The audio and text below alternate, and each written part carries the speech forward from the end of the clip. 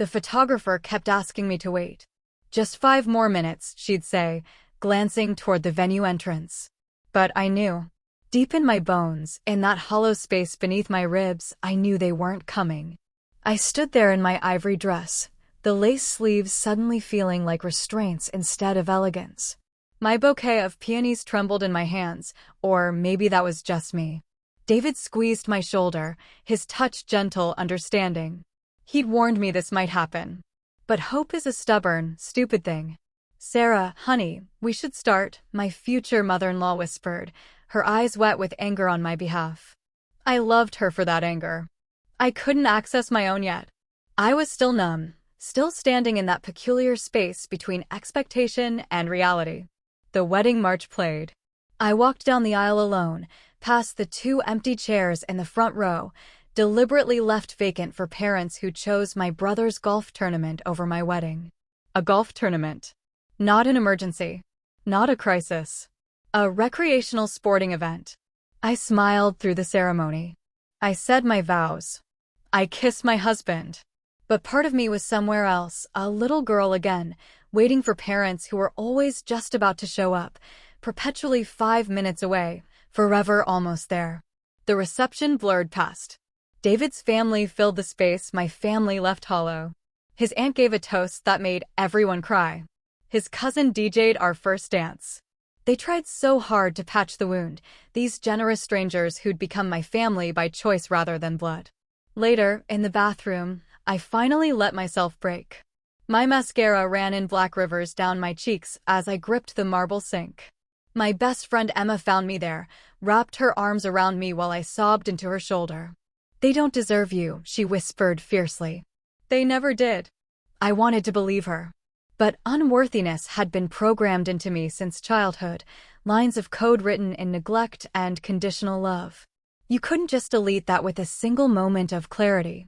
I returned to my wedding, smiled for more photos, cut the cake. But something shifted that night. Something small and hard took root in my chest. Not quite anger yet, but close.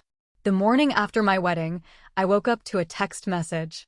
Not an apology, that would have required acknowledging wrongdoing. No, my mother sent me a photo of my brother Jeremy holding a trophy, grinning like he'd conquered Everest instead of sinking balls into holes on manicured grass.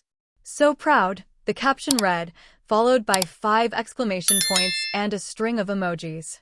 I stared at my phone for 10 minutes. David was still sleeping, his arm draped protectively across my waist. I carefully extracted myself and went to the hotel balcony, overlooking the city we'd chosen for our honeymoon's first night. My hands shook as I scrolled through my mother's Instagram. Dozens of photos from the tournament. Jeremy in action. Jeremy with his friends. My parents beaming beside him, their pride so evident it seemed to radiate from the screen. Nothing about my wedding. Not even a token congratulations post. The numbness from yesterday cracked, and underneath was something sharp.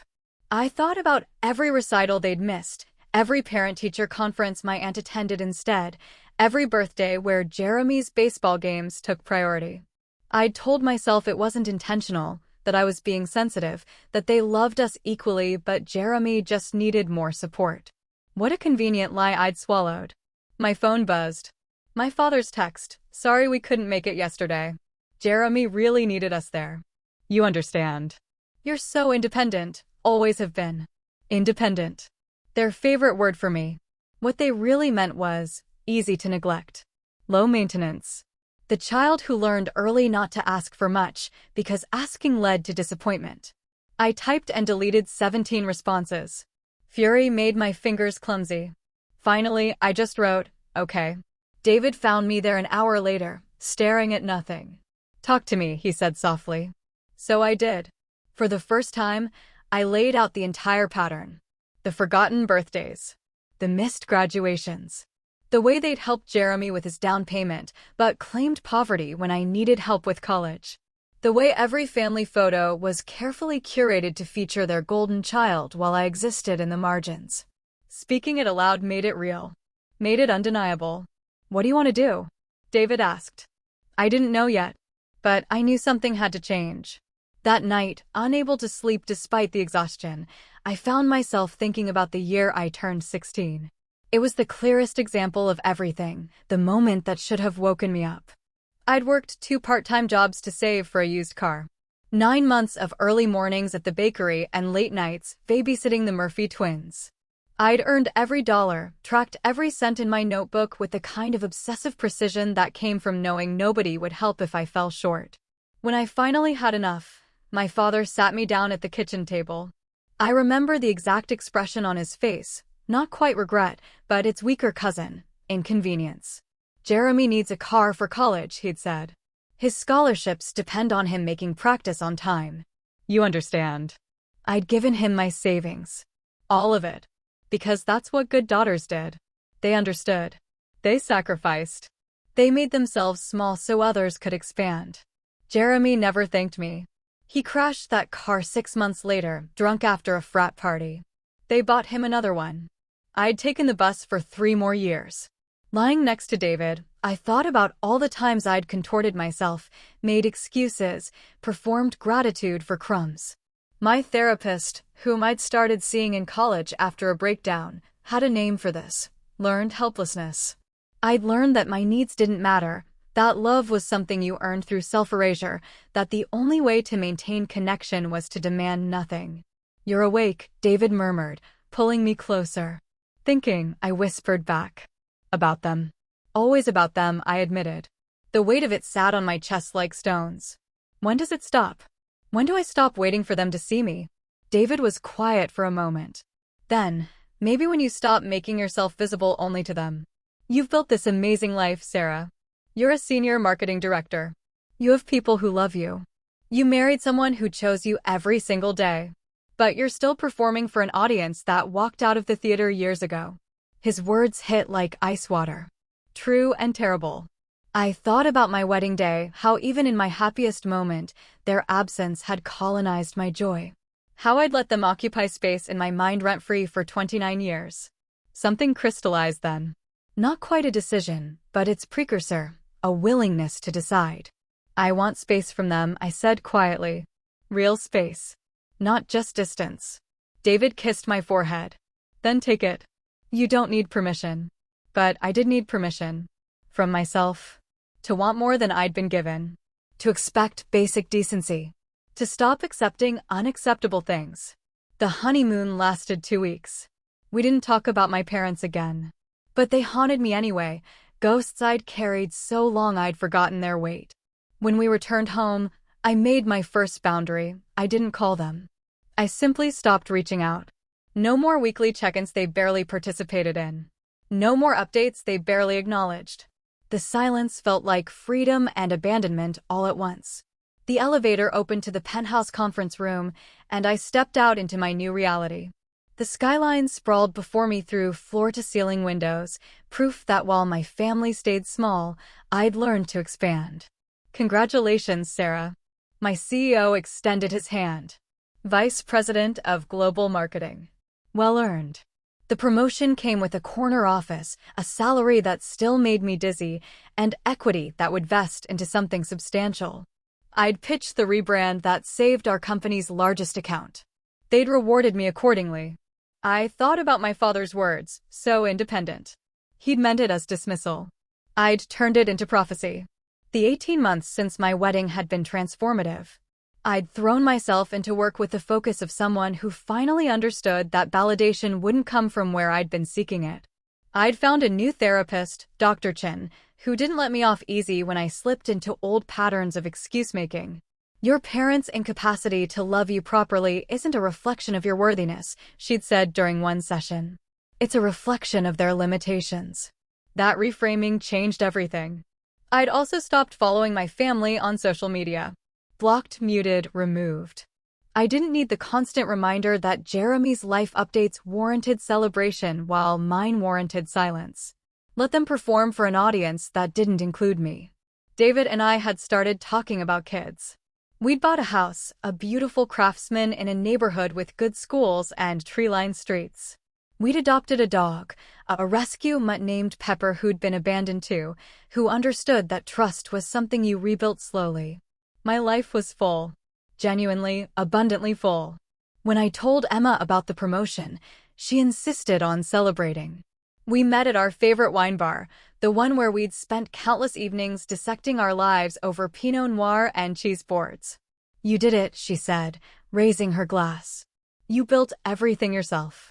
"Not by myself," I corrected, thinking of David, of Emma herself, of Dr. Chin, of David's family who'd adopted me with such wholehearted enthusiasm. But without them, the distinction mattered. I'd been no contact with my parents for 18 months. They'd texted occasionally, superficial messages on holidays, nothing addressing the wedding they'd missed or the daughter they'd neglected. I'd responded with polite brevity, creating distance without drama. It felt like breathing after years underwater. That weekend, David and I celebrated my promotion properly. He'd been planning it for weeks, a surprise weekend getaway, a couple's massage, a dinner at the restaurant where we'd had our first date. And he'd bought me a gift. The car was Tesla blue, that specific shade between storm clouds and twilight. David had parked it in our driveway, with a massive red bow on the hood, grinning like a kid who'd successfully kept a secret. "You didn't," I breathed, walking around the Model S with trembling fingers. "You earned it," he said simply. "Every mile." I'd mentioned wanting a Tesla once, months ago, in that casual way you talk about dreams you don't expect to materialize. But David listened. David remembered. David showed up.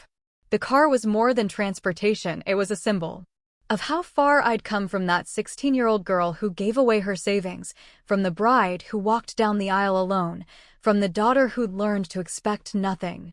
We took it for a drive along the coast, the acceleration so smooth it felt like flying. I laughed until tears streamed down my face, high on possibility and presence and the sheer audacity of being happy. "Let me take a picture," David said when we stopped at an overlook. I posed next to the car, the ocean behind me, the sunset painting everything gold. He snapped several shots. "Instagram-worthy," he declared, showing me the screen. I hesitated. I hadn't posted much since going low contact with my family. But this moment felt too big to keep private. This was my life now, successful, joyful, chosen. I posted the photo with a simple caption, "Celebrating new beginnings. VP of Global Marketing and a dream car. Grateful for this life and the people who lift me up." Within minutes, comments flooded in. Colleagues congratulating me. Friends celebrating. David's family enthusiastic with their pride. I felt seen in all the right ways by all the right people. I didn't think about my parents at all when I posted it. That was 3 days ago. This morning, my phone started ringing. My mother's number, flashing insistently. I declined the call. She tried again. Declined again. Then texts started arriving. "Sarah, honey, we need to talk. Your father and I have been so worried about you. We saw your post. A Tesla? We should celebrate. Lunch this weekend. Are you ignoring your mother?" I stared at the messages, that old familiar feeling creeping back, half guilt, half rage. 18 months of silence, and a car on Instagram was what broke it. Not my wedding. Not my promotion. A $100,000 vehicle that signaled I'd succeeded despite them, not because of them. Emma called that evening. "They saw it, didn't they?" "How do you know?" "Because you have that tone. The one you get when they remind you they exist." David found me on our back porch, Pepper's head in my lap, my phone face down beside me. "They called," he said. Not a question. "They want to have lunch," I said flatly. "To celebrate. 18 months too late and for all the wrong reasons." "What do you want to do?" I looked at my husband, this man who'd shown me what consistent love looked like. "I want to face them," I said slowly. "Not for reconciliation. For closure." I chose a restaurant halfway between our houses, neutral territory, public enough to prevent a scene. My mother suggested somewhere, more private, more family-friendly, but I held firm. I was done making myself convenient for their comfort. They arrived 15 minutes late. Some patterns never break. My mother air-kissed near my cheeks, her perfume overwhelming and familiar. My father's hug was perfunctory, already distracted by his phone. Jeremy wasn't with them. Of course not. The golden child had better things to do than witness his parents' awkward reunion with their forgotten daughter. "You look wonderful," my mother said, settling into the booth. Successful. That promotion must be exciting. It is, I said evenly. It happened 6 weeks ago. The barb landed softly. She had the grace to look slightly embarrassed. We would have called sooner, but you've been so distant, my father said, and there it was, the deflection, the reversal, making my boundary the problem instead of their negligence. Deep breath. Dr. Chen's voice in my head, you cannot control their behavior. Only your response. I've been distant, I acknowledged, because you missed my wedding. For Jeremy's golf tournament. And never apologized.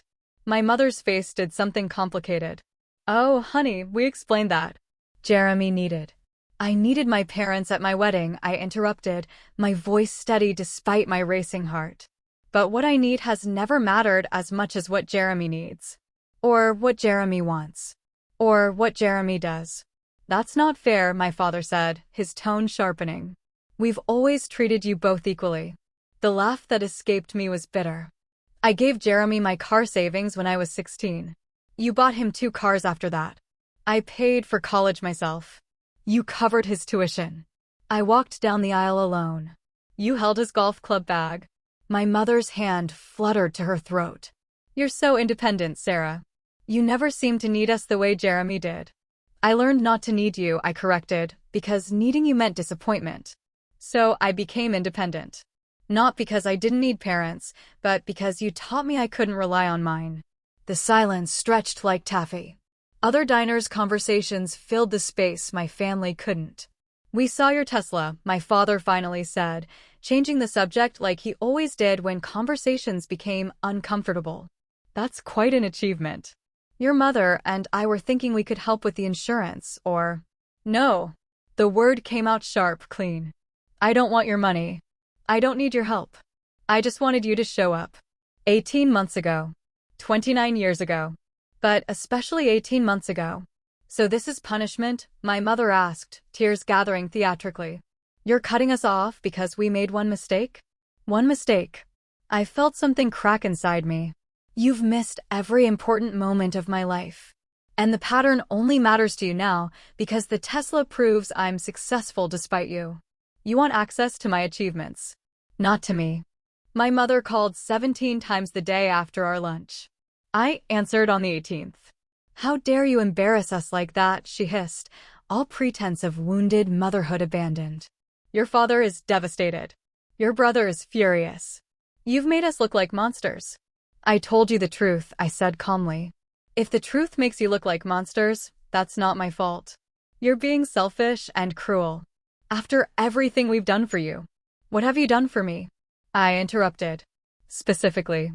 Name one thing in the last 10 years that was for me, not for Jeremy or for your own image of being good parents. Silence. Then, we raised you. Fed you. Clothed you. That's called the bare minimum of parenting, I said.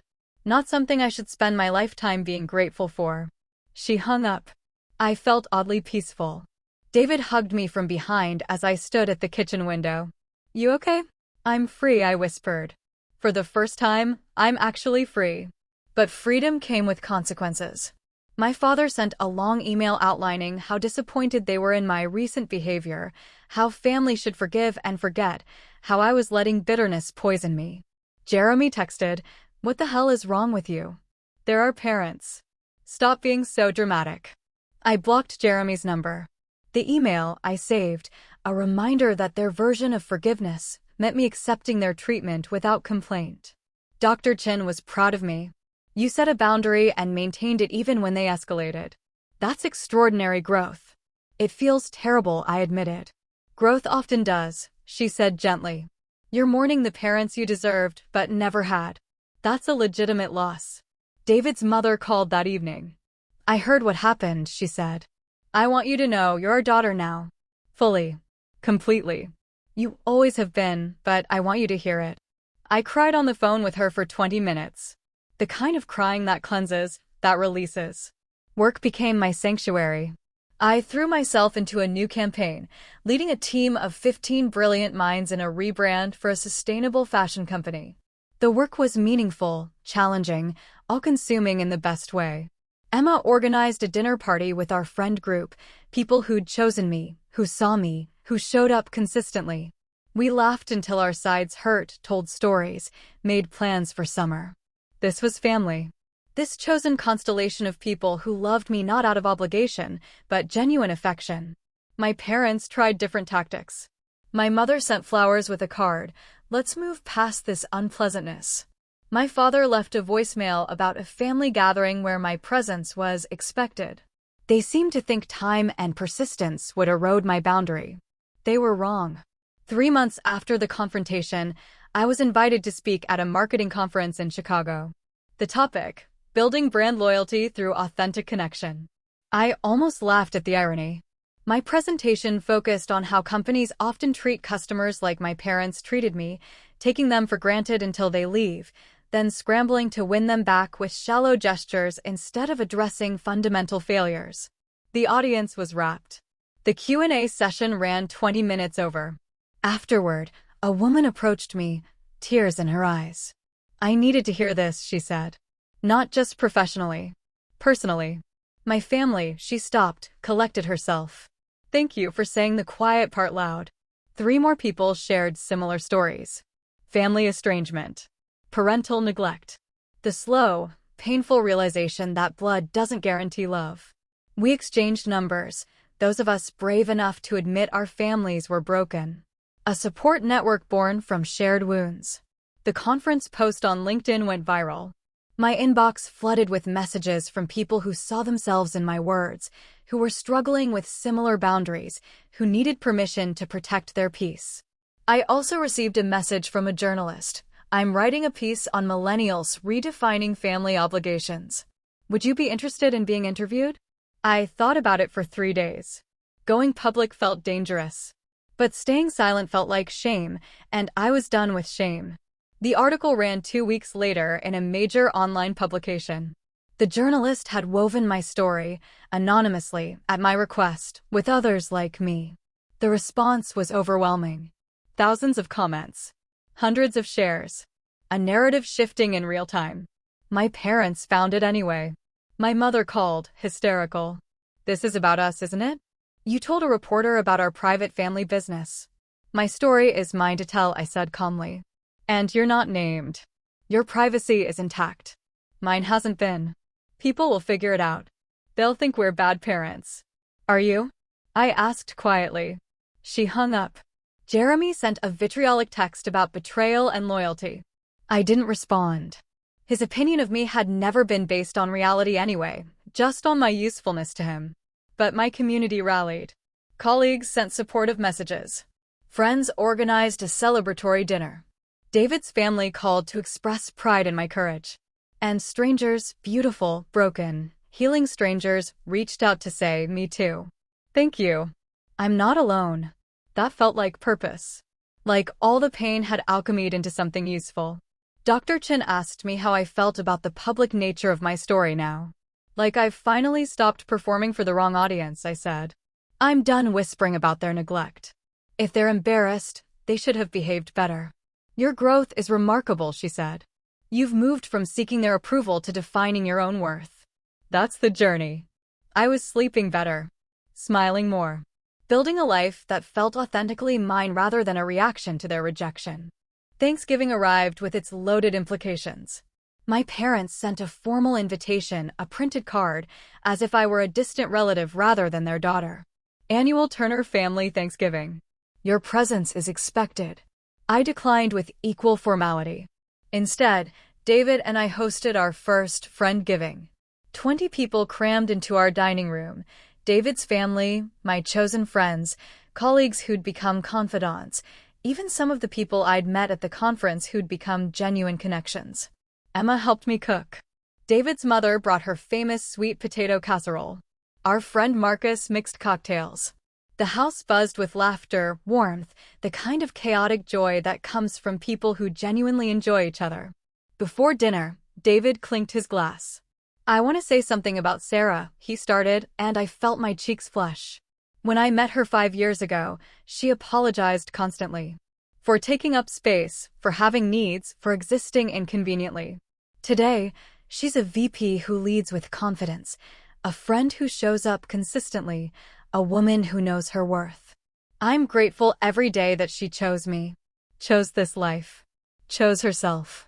The table erupted in cheers. I wiped away tears, the good kind, the kind that came from being truly seen. Later, as I cleared dessert plates, David's mother found me in the kitchen. I have something for you, she said, pulling out a small wrapped box. Inside was a necklace, a delicate gold chain with a compass pendant. You've been navigating without a map, she said softly, fastening it around my neck. Finding your own true north. I'm so proud of who you've become. I hugged her fiercely, this woman who'd stepped into the maternal space my mother abandoned. The evening wound down around 11. As the last guests left, I stood in the doorway with David, surveying the beautiful chaos of our home, dishes piled high, furniture rearranged, Pepper snoring on the couch amid the wreckage of joy. My phone buzzed. My mother, I suppose we're not good enough for your new, fancy life. I deleted the message without responding. Her narrative wasn't my responsibility. That night, in bed, David asked, "Any regrets?" "None," I said honestly. I thought I'd feel guilty, choosing my peace over their comfort. But I just feel light. "Good," he murmured, pulling me close. "You deserve lightness." I touched the compass necklace, a talisman of the truth I'd finally accepted. I didn't need to be lost for my parents to find me. They'd always known where I was. They'd simply chosen not to show up. But others had. Consistently. Generously. With the kind of love that didn't require me to shrink or sacrifice or perform. That was family. Everything else was just shared DNA. My parents made one more attempt. They showed up at my office unannounced, demanding to see me. My assistant, bless her, turned them away. "Ms. Turner is in a meeting and isn't available." The meeting was real, a strategy session I'd been leading. But more importantly, I'd briefed my team about potential disruptions, established boundaries even there. I was learning, protection wasn't paranoia. It was wisdom. 2 years after my wedding that wasn't, I stood on a stage accepting an award for Marketing Executive of the Year. The ballroom glittered with industry leaders, the spotlight warm on my face, my acceptance speech memorized, but delivered from the heart. Success, I said into the microphone, isn't just about metrics or campaigns or revenue growth. It's about building authentic connections, with teams, with audiences, with ourselves. It's about showing up consistently, honoring commitments, and recognizing that trust is the currency that matters most. I didn't mention my parents, but they haunted the subtext. The award came with a feature in Marketing Today, a cash prize I donated to a nonprofit supporting estranged adult children, and validation that my career had flourished precisely when I'd stopped seeking approval from people incapable of giving it. David sat at our table, beaming.